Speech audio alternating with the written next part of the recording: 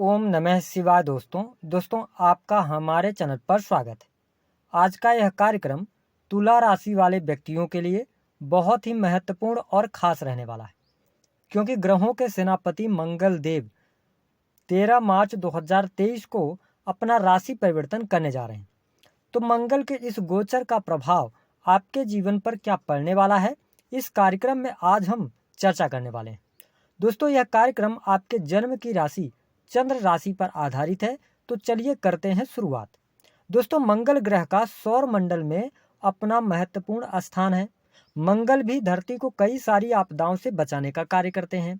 मंगल ग्रह धरती को शनि, राहु और केतु के बुरे प्रभाव से भी बचाता है। मंगल के कारण ही समुद्र में मूंगे की पहाड़ियां जन्म लेती हैं और इसी के कारण प्रकृति में लाल रंग उत्पन्न हुआ है। ठीक इसी प्रकार हमारे ज्योतिष शास्त्र में मंगल को ग्रहों का सेनापति कहा जाता है। मंगल मेष और वृश्चिक राशि के स्वामी हैं। मंगल मकर राशि में उच्च के और कर्क राशि में नीच के हो जाते हैं।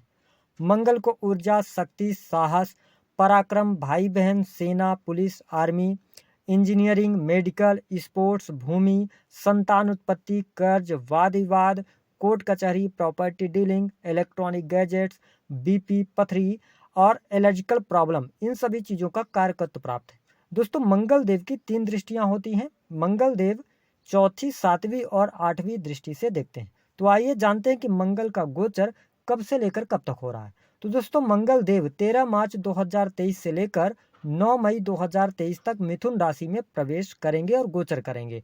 तो आइए जानते हैं कि यह गोचर आपके लिए कैसा रहेगा। तुला राशि के जातकों, अगर हम बात करें मंगल देव की, तो ये आपके दूसरे और 7वें भाव के स्वामी बनते हैं। अब देखिए, दूसरा जो भाव होता है वो आपके कुटुंब का, संचित धन का, खान पान का होता है। वही सप्तम भाव पार्टनरशिप, जीवन साथी, व्यापार, है ना, इन चीज़ों का, डेली इनकम, इन चीज़ों को देखा जाता है। ऐसी स्थिति में मंगल देव दूसरे और 7वें भाव के स्वामी होकर 9वें भाव में गोचर करने वाले, जिसके परिणाम स्वरूप अब कुछ क्षेत्रों में आपको विशेष अनुकूलता देखने को मिलने वाली है। सबसे पहले यदि हम बात करें तो 9वें भाव के अंदर मंगल देव का गोचर आपके लिए कहीं न कहीं से भाग्य में वृद्धि करने वाला होगा। साथ ही अभी तक जो आपका भाग्य साथ नहीं दे रहा था, तो भाग्य का साथ अब आपको मिलने लगेगा। साथ ही आप शनि की ढैया से भी मुक्त हो चुके हैं। मंगल देव 9वें भाव में बैठकर आपके लिए यहाँ पर धार्मिक यात्रा करवाते नजर आ रहे हैं, या आप यात्राओं से संबंधित किसी भी प्रकार का कार्य करते हैं तो आपको लाभ यहाँ पर अवश्य प्राप्त होगा।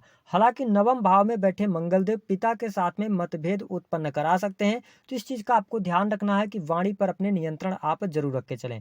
साथ ही आप देखें कि तुला राशि वालों, शनिदेव आपके लिए, अगर आप तुला राशि के जातक अथवा जातिका हैं, आप एजुकेशन ले रहे हैं, विशेष तौर पर मेडिकल लाइन की, इंजीनियरिंग के फील्ड से आप जुड़े हैं, प्रिंट मीडिया वगैरह से जुड़े हुए हैं, है ना, तो इन चीज़ों में मंगल देव अब आपको बहुत अच्छी शुभता देने वाले हैं। यदि आप विदेश जाकर पढ़ाई वगैरह करना चाहते हैं, उसके लिए भी बहुत अच्छा समय रहेगा। हालांकि मंगल देव 9वें भाव में बैठकर भले ही पिताजी के साथ में संबंधों को थोड़ा सा खराब करें, लेकिन उनका सहयोग मिलेगा, वरिष्ठ जनों का सहयोग मिलेगा, आपके गुरुओं का सहयोग आपके साथ में बना रहेगा। तो यह स्थिति बहुत बढ़िया रहने वाली है।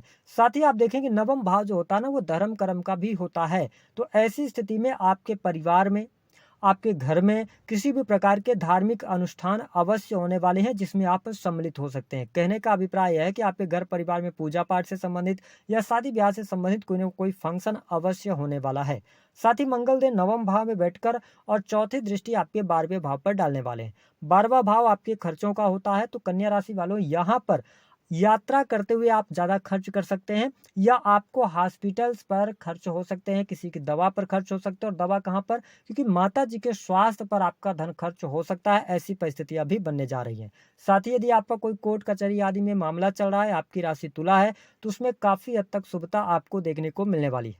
इसके साथ ही जो हमारे तुला राशि वाले जातक विदेश से जुड़ाव रखते हैं, साथ ही इंटरनेट मीडिया का कार्य करते हैं, इंपोर्ट एक्सपोर्ट का कार्य करते हैं, विशेष तौर पर मेडिकल इक्विपमेंट का इंपोर्ट एक्सपोर्ट करते हैं, या स्पोर्ट्स से जुड़े चीज़ों का मतलब इंपोर्ट एक्सपोर्ट करते हैं, तो इन चीज़ों में आपको बहुत अच्छा लाभ देखने को मिलेगा। विदेशी भूमि से आपको लाभ अवश्य प्राप्त होंगे। रुके हुए कार्यों में आपकी गति अवश्य आने वाली है।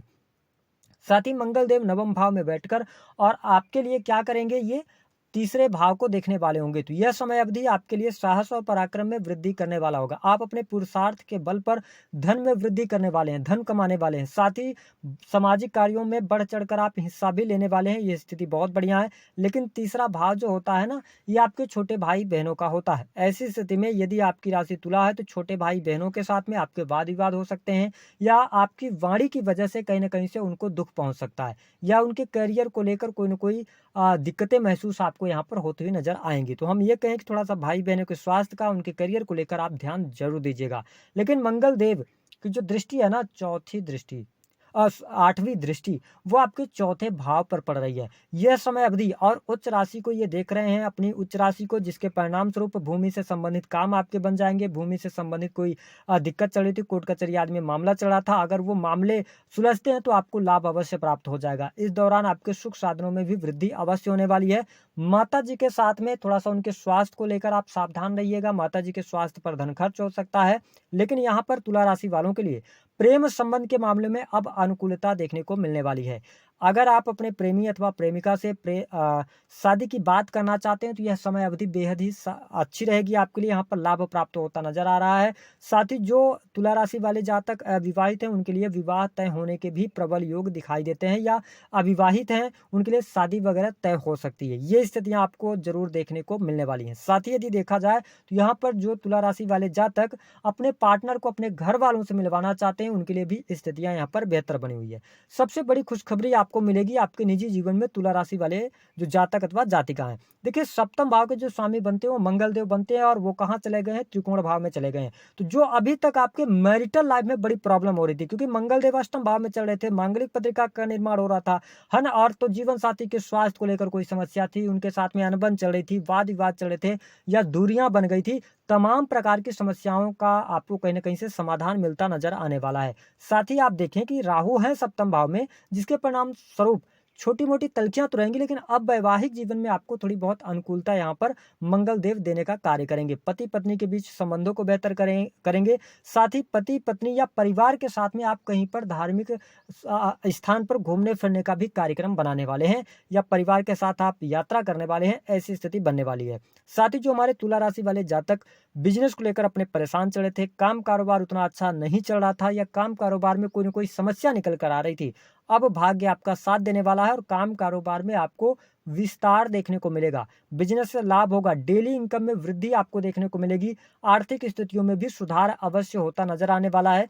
साथ ही यदि आप सरकारी क्षेत्र से जुड़े हैं तुला राशि वाले, तो यहाँ पर आपको लाभ मिल जाएगा। वरिष्ठ अधिकारियों का सहयोग बहुत अच्छा आपके लिए मिल रहा है। साथ ही यदि आपकी प्रमोशन वगैरह रुकी हुई है तो यह समय अवधि आपके लिए यहाँ पर फायदेमंद रहने वाली है। तो आपके प्रमोशन इन महीनों में हो जाएंगे, यानी कि 9 मई 2023 से पहले पहले प्रमोशन के योग बनेंगे। सेना, पुलिस, आर्मी में अगर आप ट्राई कर रहे हैं तो नई नौकरी की प्राप्ति होगी। राजनीतिक क्षेत्र से यदि आप जुड़ाव रखते हैं तो वहां पर भी आपको बहुत अच्छे लाभ की संभावनाएं कही जा सकती हैं। साथ ही जो जातक संतान प्राप्ति का सपना देख रहे हैं उनके लिए भी यह समय अवधि काफी अच्छी रहेगी। और हमने आपको बताया कि कंपटीशन के क्षेत्र में भी आपको सफलता मिलेगी। विशेष तौर पर बैंकिंग का सेक्टर हो गया, कंप्यूटर टेक्नोलॉजी से जुड़ा हुआ कार्य हो गया, उसमें इंटरनेट मीडिया आदि से संबंधित कार्यों में आप अच्छा करने वाले हैं। अब आइए जान लेते हैं कि यहाँ पर कौन से ऐसे लोग होते हैं या पत्रिका में ऐसी कौन सी स्थितियां बनती हैं जिससे कि संतान उत्पत्ति में बाधा आती है। देखिए, तुला राशि वालों, जिस भी जातक के जन्म पत्रिका में मंगल खराब स्थिति में होते हैं उन जातकों को कहीं ना कहीं से संतान उत्पत्ति में या संतान प्राप्ति में बहुत सारी मुश्किलों का सामना करना पड़ता है। या मंगल देव पंचम भाव के स्वामी होकर अस्त हो जाए तो भी प्रॉब्लम होती है, या मंगल देव 10वें भाव में बैठकर अष्टम दृष्टि से किसी भी जातक के पंचम भाव को देखें तो कहीं ना कहीं से ये प्रॉब्लम क्रिएट करते हैं। विशेष तौर पर यदि किसी स्त्री की कुंडली में हो तो यहाँ पर क्या होता है कि ये गर्भ क्षय का निर्माण करते हैं। साथ ही संतान उत्पत्ति के बावजूद भी संतान की मृत्यु हो जाती है, ऐसी स्थितियां देखने को मिलती है। या मंगल देव नीच के हो जाएं, कर्क राशि के हो जाएं और 11th हाउस में बैठ कर ये दृष्टि 7वीं दृष्टि से देखें, तो अगर हम कहें तो शनि और मंगल की युति हो जाए पंचम भाव में तो ये कई बार संतान उत्पत्ति में बाधा बनते हैं। ऐसी स्थिति में आपको क्या उपाय करना चाहिए, उससे पहले यह भी जानना जरूरी है कि स्वास्थ्य आपका कैसा रहेगा। तो देखिए, अहंकार से बचिएगा, ओवर थिंकिंग से बचिएगा, स्वास्थ्य आपका अच्छा है, किसी भी प्रकार की समस्या स्वास्थ्य में नहीं आने वाली है। उपाय क्या करना है, देखिए तुला राशि वालों, सबसे अच्छा उपाय यह रहेगा कि जितना ज्यादा वाद विवाद से आप दूर रहेंगे तो आपके लिए अच्छा रहेगा। साथ ही आप हनुमान जी की उपासना करें तो आपको बहुत अच्छा लाभ मिलेगा। हनुमान चालीसा का पाठ कर सकते हैं। यदि बाई बर्थ आपके जन्म पत्रिका में मंगल की स्थिति खराब है तो आप गुड़ का दान करना शुरू करें। साथ ही एक उपाय और आप कर सकते हैं कि प्रत्येक मंगलवार के दिन आप गुड़ की एक डली लें और उसको बारीक सा पीस लें और जो पिसा हुआ गुड़ है उसको अपने दोनों हथेलियों पर लगाएं, है ना, लेप कर लें हल्का पानी मिला के और उसको आधे घंटे तक रहने दें। उसके बाद उसको अपनी हथेली को धुल लें। अगर आधे घंटे तक नहीं रख सकते हैं तो 5 मिनट के लिए ही कम से कम कर लें। लेकिन जब हाथ धुलें तो वो पानी जो धुलने के बाद निकलेगा तो वो गटर वगैरह में नहीं जाना चाहिए। आप अपने छत पर हाथ धुल सकते हैं, अपने बालकनी में धुल सकते हैं, तो आपको लाभ मिलेगा। तो इन उपायों को कीजिए, आपको अच्छे लाभ मिलेंगे। या आप मसूर की जो दाल होती है उसका भी दान कर सकते हैं, इससे भी लाभ मिलेंगे। तो दी गई जानकारी पसंद आई तो वीडियो को लाइक करें, चैनल को सब्सक्राइब करें, जितना हो सके शेयर करना।